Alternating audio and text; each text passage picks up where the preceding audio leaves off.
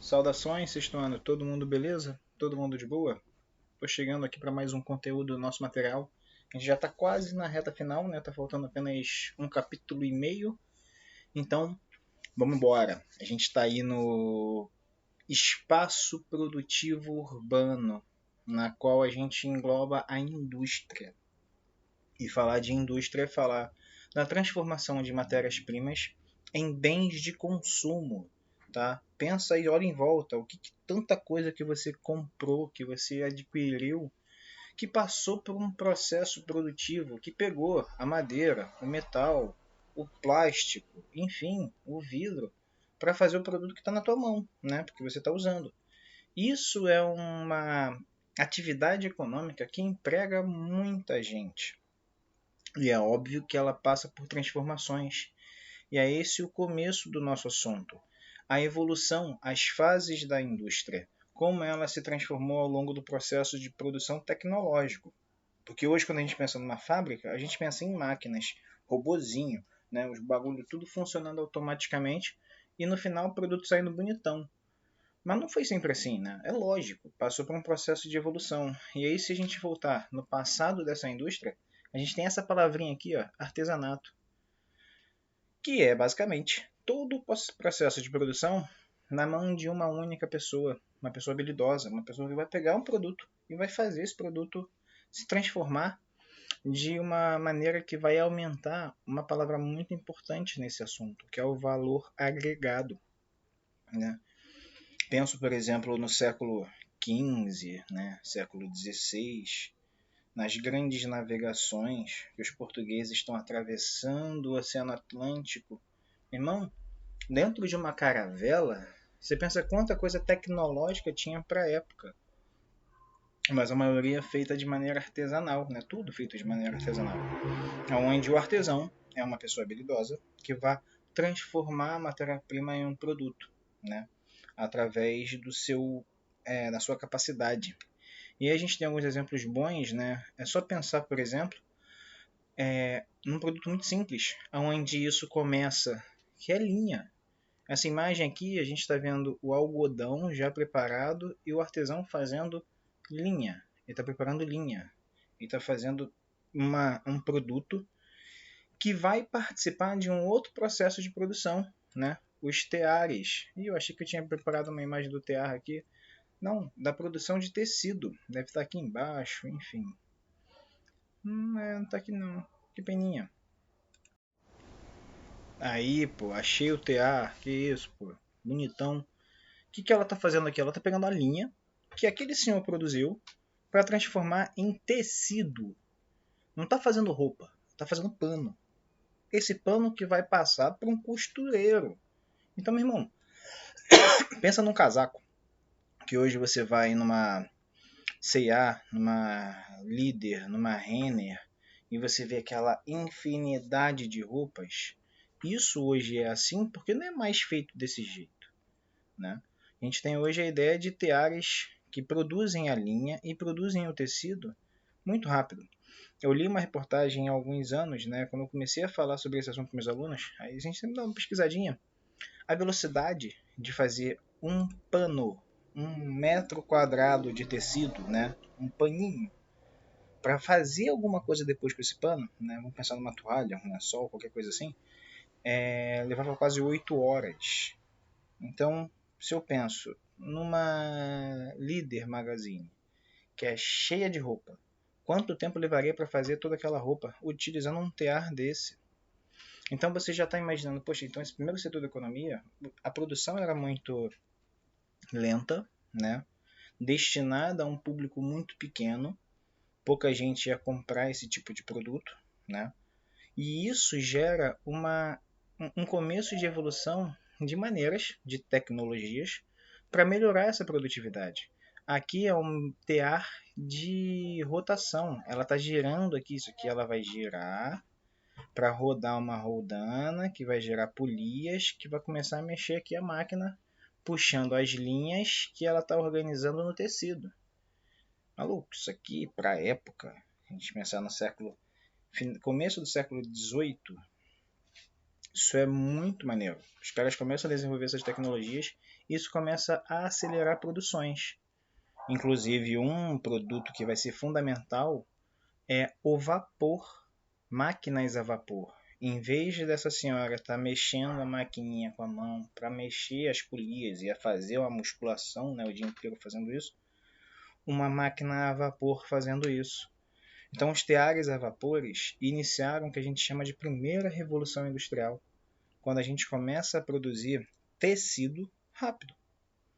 E isso não vai acelerar a produção de roupas, por exemplo, vai acelerar a oferta do pano para fazer roupa. Então, gente, isso é muito louco de pensar, porque quando a gente fala em tecnologia, o artesanato, eu estou dando exemplo de tecido. Tudo que é produto móvel, materiais tipo utensílios de cozinha, panela, faca, tudo feito de maneira artesanal, restringia muito isso, a oferta de produto. Mas é lógico, com uma atividade que foi evoluindo, a gente percebeu que se eu dividir a produção e treinar você, o trabalhador, para fazer uma atividade só, você vai ficar tão bom nessa atividade que você vai começar a fazer ela rápido. Então eu vou dividir a produção. Por exemplo, se eu penso na costura de uma calça, porque aqui eu já vou ter muito tecido, né? A evolução da indústria já gerou esses teares a vapores que acelerou muito. Eu falei até da hora, né? De 8 horas o metro. Quando esse tear a vapor começou a acontecer, isso caiu para minutos, né? Então, de 8 horas da produção de um tecido, cai para minutos, o que vai aumentar muito a oferta de pano. E esse pano vai ser começar a costurar, né, se a gente pensar como uma roupa, de maneiras divididas. Alguém vai botar, vamos pensar assim, numa calça jeans hoje. Um bota o zíper, outro bota um botão, outro vai fazer a bainha, outro vai botar, não sei se tiver elástico. Cada um vai ficar responsável por uma etapa da produção. E isso acelera. E a gente vê esse tipo de produção uma automatização das ações do trabalhador. Ele vai ficar tão acostumado a fazer aquilo que no final do dia ele já está até fazendo um movimento automático. Né? Vamos pensar numa pessoa que bota um parafuso numa máquina o dia inteiro apertando parafuso, o dia inteiro apertando parafuso, o dia inteiro apertando parafuso. Né? Isso gerava lesões. A tendinite começou a ser um problema bem cotidiano desse tipo de trabalhador, o dia inteiro fazendo a mesma coisa. Aí você pode pensar, poxa, se a produção acelerou desse jeito, a oferta do produto para nós consumidores aumentou bastante. Com certeza. Então a manufatura, quando ela começa a acontecer, e aí essa produção industrial passa a ser organizada como esses caras estão aí, ó. Cada um está fazendo uma etapa de sapatinhos, onde o cliente pode pedir personalização. Eu quero um sapato colorido, com tal broche, com não sei o que. Mas eles já estão tecnicamente capacitados, cada um fazendo uma etapa. Esse cara aqui prende a sola no pano que foi cortado por esse cara aqui. Depois que ele prendeu a sola, ele passa para outro cara que vai passar o cadastro. Sabe, cada um é responsável por essa etapa, por uma etapa. E isso acelera essa produção. Você vê que essa gravura é uma gravura muito antiga. Eu chutarei do século XIX, começo do século XIX. Tá? Quando isso começa a ser acelerado para melhorar a produtividade. E aí você vê que agora eu não tenho mais o artesão, eu tenho uma equipe, eu tenho trabalhadores. E aí começa uma questão de salariado, a pessoa vai começar a ganhar parte do que ele produz, da venda do que ele produz, e as relações de trabalho começam a acontecer. Porque no começo dessa manufatura era muito comum a gente ver famílias atuando. Vamos supor que nesse exemplo dessa gravura, é pai, é mãe, é filho, é irmão, né? Não sei nem se esse cara é cliente, né? Não entendi muito bem essa imagem, está entregando, outro está pegando. Mas capta essa ideia. Todo mundo trabalhando junto, cada um habilidoso na sua parte. Conforme essa produção vai sendo sucesso, você vai querer mais clientes, você vai ter mais clientes. E aí começa a necessidade de ter mais gente nessa produção. E aí, cara, a indústria ela consegue agregar muitas pessoas. Aqui a gente tem uma imagenzinha um pouco mais moderna, né? Não sei se é relativamente contemporânea, porque a gente está vendo máquinas de costura, Cada um é responsável por uma etapa da produção, às vezes, de uma calça. Um prende o zíper, outro prende, como eu falei ainda há pouco, cada um com uma partezinha desse produto. No final, a produção é bem rápida. E aí você começa a ver uma organização da linha de produção. Eu vou ter um gerente que vai olhar, ver se está todo mundo trabalhando na sequência certa. Se o estoque de vamos pensar em bolsos. O cara que bota o bolso na calça, o bolso dele acabou. Para todo mundo, calma aí, tô sem bolso aqui. Não, esse gerente vai tomar conta disso para que isso não aconteça, né? Então existe uma colaboração dessa equipe e hoje você entra em qualquer corporação, qualquer trabalho, né? Vocês no futuro vão trabalhar, vão perceber que essa hierarquia é fundamental para ter uma organização no ambiente de trabalho, tá? Beleza? Então, dessa manufatura, com certeza vem uma próxima evolução. A maquinofatura, última fase do que está em contínua evolução, ou seja, uma fase atual. A gente chama hoje até de indústria 4.0. O que é isso? É tecnologia de produção associada a redes de informação. Por exemplo, eu sou um produtor de, maçã. Maçã, produto primário. Mas a minha fazenda tem tecnologia. Eu comprei um sensor de uma empresa japonesa que avalia a umidade do meu solo. Quando chega uma determinada porcentagem e eu vejo que o solo está seco, eu vou receber aqui uma mensagenzinha no meu telefone dizendo, aí, está seco. Vou apertar um botãozinho e o sistema de irrigação, botãozinho né, tela, e o sistema de irrigação da minha propriedade, que pode ser na Turquia, vai começar a funcionar. Entende? Hoje, com a internet, a gente tem essa indústria cada vez mais moderna. E aí, quando que essa maquinofatura ela começa a acontecer? Eu estou falando de hoje, 4.0. Mas ela não surge assim tão tecnológica. É quando máquinas passam a fazer as ações para o ser humano, onde o ser humano é apenas um controlador da máquina. Eu adoro o exemplo de um filme que é a Fantástica Fábrica de Chocolate. Se eu não me engano, eu falei no outro vídeo para vocês que o pai, não o carinha doido lá que é dono da fábrica, não. Que aquela fábrica você vê um monte de máquina doida. É um exemplo da gente pensar nessa maquinofatura. Tem lá os umpalumpazinhos que controlam as máquinas. Eles mesmos não fazem muitas coisas. Mas eu estou falando do pai, que trabalha numa fábrica, quem viu o filme vai se ligar, de pasta de dente. A função dele no começo do filme é de botar a tampa na pasta do dente. Só que a empresa viu que o cara ele se cansa, ele vai para casa de tarde, tem fim de semana, então ele para de trabalhar. E isso para a empresa não é legal, porque se a empresa produz muito, vende muito, o tempo que o trabalhador não está produzindo, a empresa não está ganhando.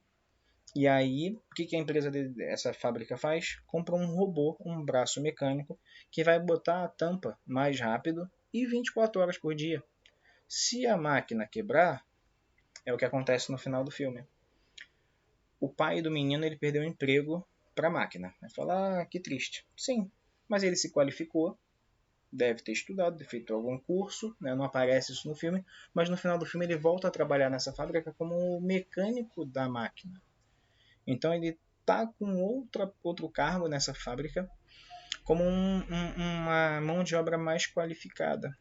E isso, senhores, é bem importante na maquinofatura, que a tecnologia ela é essencial para essas linhas de produção. E aí, se você olhar uma imagem como essa, senhores, com certeza tu não vê uma pessoa aí. Vai ter um maluquinho lá dentro de uma salinha olhando, vendo se as máquinas estão de boa.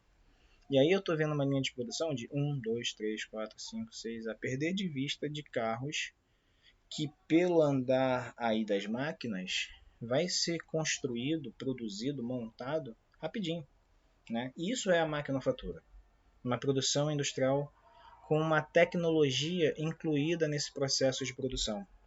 Às vezes, as peças não foram nem fabricadas aí, elas chegam aí. Hoje é muito comum a gente ver a descentralização de uma produção industrial, tá? Então, galerinha, o que isso representa? A gente é muito comum a gente pegar alguns eletrodomésticos, alguns produtos que têm a mesma carcaça, peças parecidas. Eu penso, poxa, parece que foi fabricado pelo mesmo fabricante, né? E pode ser. A gente tem aviões de uma empresa, por exemplo, Boeing, uma empresa muito famosa, que produz aviões comerciais para o mundo inteiro. Produz, mas ela não fabrica boa parte das suas peças. O Boeing 747 é uma desses aviões mais usados, é fabricado em 202 países. O Brasil, por exemplo, participa da produção do Boeing, na qual a Embraer, que é uma empresa brasileira, né, que produz aviões também, uma empresa bem importante no mundo, né, sobre produção de aeronaves, vende para a Boeing parte da bandeja que tem na cadeira do avião e algumas peças da suspensão do trem de pouso. E aí o que a Boeing faz com isso? Pega a peça da empresa brasileira, pega a peça da empresa da Turquia, pega a empresa dos Estados Unidos, da China, do Afeganistão, da China, qualquer lugar do planeta, leva para um centro, para sua linha de produção, para fazer isso aí, para montar uma linha de montagem. Hoje, nessa maquinofatura, a gente pensa muito nesse tipo de produção. Por que a Boeing faz isso? Porque o Brasil, a Embraer, ofereceu essa peça da bandeja e da suspensão baratinho, comparado com o preço. E aí eu posso oferecer, por exemplo, como essa Embraer, eu quero peças de... quero 10 mil peças desse jeito, a travinha da bandeja. Que empresa no mundo pode me oferecer? E várias empresas vão oferecer, ó, eu te vendo por $1 cada peça. A empresa do cara lá ofereceu $2. Pô, a minha o preço está menor.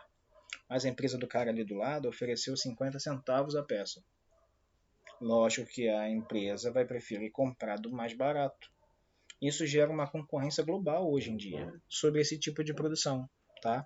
Então, senhores, esse mundo é muito doido, tá? De produção industrial. Às vezes você pega um brinquedinho desse como o mouse, meu mouse aqui, que é made in China, as peças podem ter vindo de lugares diferentes, serem montados numa linha de produção parecida com essa, onde o ser humano é apenas um espectador de tecnologias. E aí você tem que pensar que mais bolado do que isso ainda é a galera que produziu essas máquinas. E aí a gente tem equipamentos caríssimos, tá? Máquinas que custam milhões, dinheiro pra caramba, tecnologia que é novidade para desenvolver uma atividade econômica. Então, isso, tá, de tecnologia no setor produtivo está em todas, tá? Desde o setor primário até o terciário. Hoje em dia a tecnologia está envolvida em todos esses tipos de produções, beleza? Então não é algo difícil. Vamos voltar para o material? Por que eu demorei tanto falando disso aqui? Porque é um resumão de tudo, tá? Do que a gente fala dessa fase da indústria que o capítulo vem a seguir. Nesse caso, é óbvio que quando a gente pega nesse processo de industrialização, eu tenho uma ligação com outros produtores, com outras atividades, e muitas ligadas ao setor primário, como a construção de matéria-prima, o extrativismo, por exemplo, a construção de produtos para carregar. Se pensa em um grande navio que carrega centenas, milhares de containers com muito produto dentro, com certeza esse mouse da China, aqui, made in China, veio para cá junto com um monte de outro produto. E a empresa que faz essa logística de transporte é bem importante nesse segmento global de produção, tá? Beleza? E aí, ó, transformação, matéria-prima, bens industrializados. Eu aumentei o valor. Bens de consumo, eles vão ser duráveis, semiduráveis ou duráveis, semiduráveis e não duráveis. É bem pensar assim, se ele vai durar muito ou não. Exemplo, um automóvel eu vou usar, se eu fizer manutenção ele vai durar muito tempo. Durável. Lógico. Um tecido, uma roupa, eu me amarro nessa blusa aqui. Já gravei um monte de aula para vocês com ela. É uma blusa que eu uso há alguns meses, não sei nem se já tem mais de ano que eu tenho essa blusa, mas um dia ela vai, né, já tá até um pouquinho zoada. Tem que dar um fim para ela. Fazer um pano de chão, fazer alguma outra coisa, enfim. mas é uma mercadoria que com o uso se esgota rapidamente. Calçados, calça, né, mochila, lápis de cor, você vai usar um tempo, mas ele não vai durar para sempre, tá? E os não duráveis é o que você vai usar e vai acabar. E aí é muito fácil a gente pensar em comida, né? Como tá ali, alimentos e bebidas. Comprei uma garrafa de Coca-Cola, que é um produto industrializado, que pegou matéria-prima, que tem a embalagem, né, que passou por um transporte, que chegou até o mercado, que eu comprei, que levei para casa. Consumi. Cadê? Acabou. Né? Peguei minha série lá do Netflix, comecei a ver garrafa de 2 litros e sumiu, evaporou. Rapidinho. 2 episódios.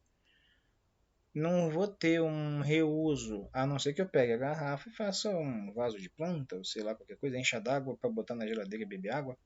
Enfim, mas deu para entender que esse produto ele acaba rapidamente, tá? Os bens de produção é aquelas máquinas que eu falei ainda há pouco aí do robozinho boladão que está dentro da fábrica ajudando a produzir, tá? São produtos que servem para produzir coisas, tá? Ó, empresas que produzem os equipamentos. E aí você pensa que uma máquina daquela que está dentro de uma Ford fabricando carros é caro, tá? É uma indústria que envolve uma alta qualificação da mão de obra, muita tecnologia envolvida. Os bens intermediários, ó, já dentro desses equipamentos, a gente pensa diretamente nas máquinas, tá? As máquinas, elas, como parte dos braços mecânicos, né, dos bens de produção, são parte física das indústrias. Então, basicamente, a gente está falando mais do mesmo. Matéria-prima que está sendo utilizada para ser transformado, junto com as máquinas. Suave? E aí, vamos cair aqui, ó. População empregada no setor industrial. Quando a gente olha esse mapa, ele está avaliando a média da população que está. Se eu pego todo mundo que trabalha em que setor? No Brasil, né, junto com alguns outros países como aqui Iraque, países como acho que aqui é o que? Tem que dar uma olhada no Google Maps aqui, mas o centrão aqui da Europa, Suíça, Suécia, Noruega, na Noruega está mais aqui ao norte. Tunísia, aqui, tem uma boa parcela da população trabalhando no setor industrial, tá? Parte dos tigres asiáticos. Regiões do planeta que tem uma produção industrial bacana, que envolve uma grande mão de obra. E aí você pode pensar, pô, legal, bacana, mas aí pode esconder uma informação. Se eu tenho muita gente trabalhando nessas indústrias, né, por que os Estados Unidos, que é um país boladão, por que a China, que é um país boladão também na indústria, não está com maior quantidade de pessoas trabalhando? O Brasil tem mais gente trabalhando na indústria do que essa galera, a porcentagem. Porque a indústria deles é mais moderna, necessita de menos pessoas. No Brasil, nós temos bastante indústria, só que a nossa indústria ela ainda contrata muitas pessoas. Acredito que muita gente conheça a produção de roupas de Demilos. E tem uma fábrica na Penha, perto da unidade que a gente tem, da unidade da Penha, aonde, da Lobo Júnior, onde é uma fábrica grande que de manhã, né, você via, não sei como é que está agora no período da pandemia, centenas de trabalhadores entrando no prédio. Poxa, é uma fábrica de roupas que necessita de costureiros ali. Então ela não é tão moderna assim que vai fazer tudo só com maquininhas, ela precisa de muita gente. E isso reflete um pouco dessa relação do trabalho, tá? Você trabalha onde? Eu trabalho no setor industrial. Minha fábrica é muito moderna? Não. Então ela precisa de muita gente. Ah, minha fábrica é muito moderna? Você vai ver lá só robozinho trabalhando, tá? Deixa eu descer aqui falando um pouco da agroindústria. Acredito que a maioria aí já deve ter ouvido: o agro é pop, o agro é tech, o agro é tudo, o agro é maneiro. Sim, o agro representa a produção rural. O agro é tech, o agro é tecnologia, agroindústria, fábricas dentro do espaço produtivo rural, mesclando o primeiro setor da economia com o segundo setor da economia. Dentro da fazenda, o cara já vai fazer tudo, o produto já vai sair de lá, como um molho de tomate, por exemplo. Ele leva o plástico, a matéria-prima, o metal, para fazer embalagem dentro do seu estabelecimento, ou ele compra a embalagem de alguém, para só envasar o produto, para guardar o produto. E faz o molho de tomate. Ele planta o tomate, ele tem as máquinas, ele tem os, sei lá, panela gigante para fazer o molho de tomate. E já vende isso. Mas ao mesmo tempo ele investiu uma grana pesada para fazer isso. É um investidor, ele está cada vez mais buscando tecnologia para melhorar a sua produtividade. E aí ele vai ter equipamentos no solo para melhorar o tomatinho, as máquinas que vão atuar ajudando a colheita, a manutenção, irrigação, como aquele sensor que eu falei do cara da maçã, que vai saber como é que está a umidade do solo, o pH, se está fértil, se não está, com uma ajuda de tecnologia. Isso tem crescido muito no Brasil, tá? E aí, quando o setor industrial envolve a agroindústria, na qual se enquadram empresas que utilizam a matéria-prima da agropecuária, da silvicultura e da aquicultura, ou seja, está produzindo primários, tá? Seja dentro de uma floresta, seja um extrativismo, seja, enfim, qualquer tipo de produção rural, tá? E esse tipo de atividade está objetivando, tem uma ideia, que é produzir algo do espaço rural com um produto maior, com produtos de maior valor agregado. Você compra um tomate, ele tem um valor. Você compra um molho de tomate, um ketchup, alguma parada assim que fizeram com tomate, o valor é mais alto. Isso representa esse interesse de investir em fazer isso, em vender esse tipo de produto para nós consumidores. Algo que você vai estar sempre vendendo, é não durável, né? Rapidamente o molho de tomate ele acaba, mas você está vendendo algo com uma tecnologia englobada, tá? Vamos ver aqui umas perguntinhas. Tendo como base o mapa da população empregada no setor industrial, responda às questões propostas. O que representa ter grande parte da população trabalhando no setor industrial? Que o país oferece uma grande quantidade de indústrias, mas que ao mesmo tempo essas indústrias não têm uma grande tecnologia envolvida, tá? É o que a gente estava falando ainda há pouco. Isso é bem importante de você perceber, porque a gente já está num nível tecnológico onde as indústrias não necessitam tanto da mão de obra humana.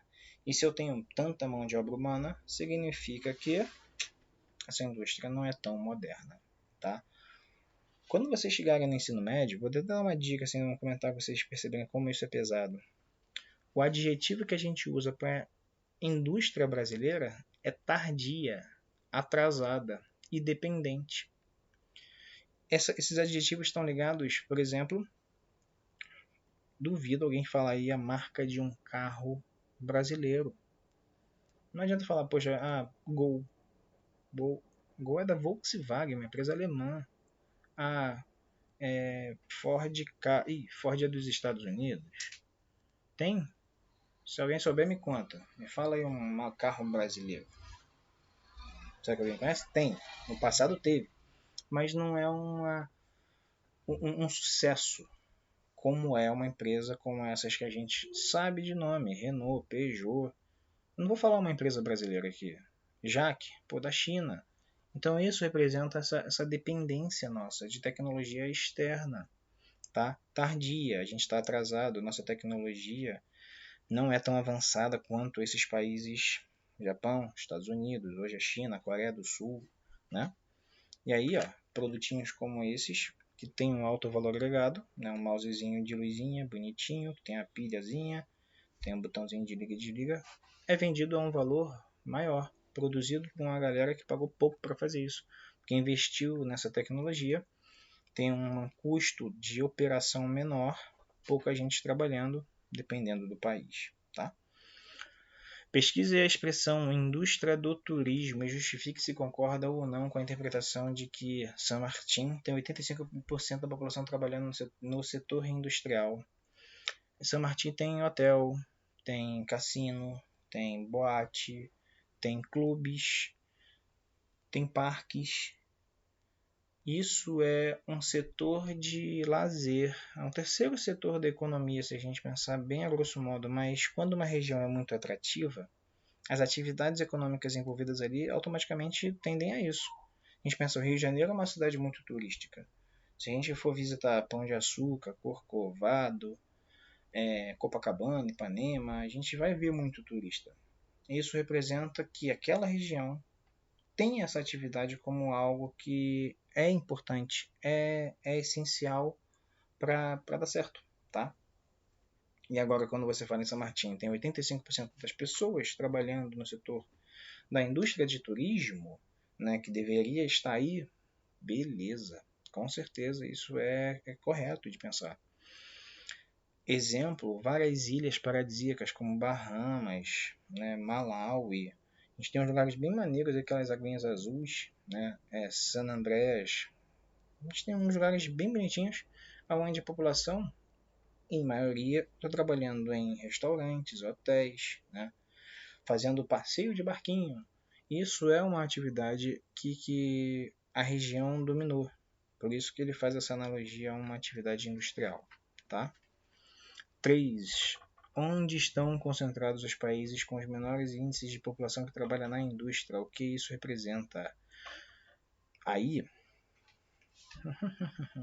quando a gente olha os países africanos, o número é muito baixo. Né? Países como o Congo, a produção industrial ela é inexistente praticamente. Os produtos eles vêm de fora ou são restritos a um pequeno lugarejo. Tá? Nesse caso, os países africanos não têm investimentos em indústrias. Só que, se a gente falar num lugarzinho que talvez você já tenha ouvido falar, quem gosta de futebol, Joanesburgo, já rolou Copa do Mundo lá, já rolou uns joguinhos maneiros lá. Hoje em dia é uma grande produtora de matéria-prima.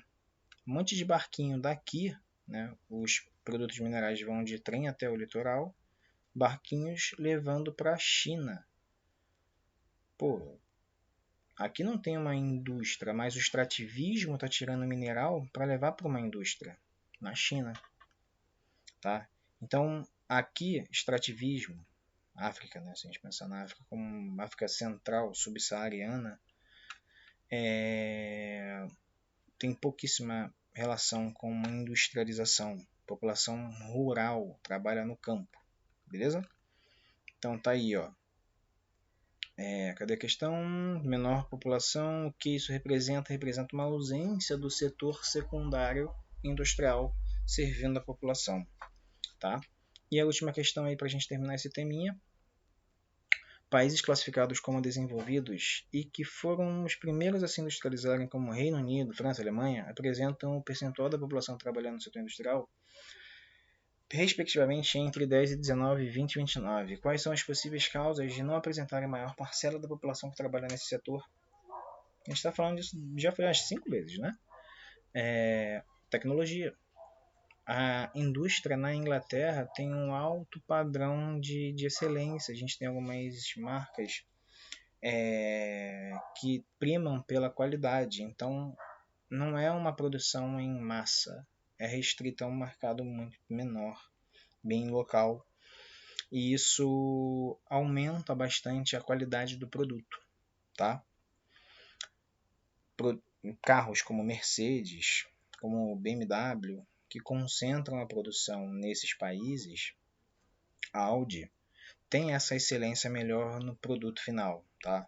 E aí você vê uma fábrica muito mais moderna, com uma quantidade de pessoas muito menor. Isso em eletrodomésticos, em tudo envolvendo produtos de alto valor agregado. Beleza? Então, ó, pausando aqui para a gente fechar o assunto sobre os tipos de indústria e como elas produzem, beleza? Se tiver alguma dúvida, se tiver alguma informação, se souber aí qual é uma marca de carro brasileiro, me fala. Eu tenho algumas aí, porque se você vier me falar, eu te conto as que eu sei também, ver se a gente fala a mesma palavra. Valeu, bons estudos, meus amiguinhos.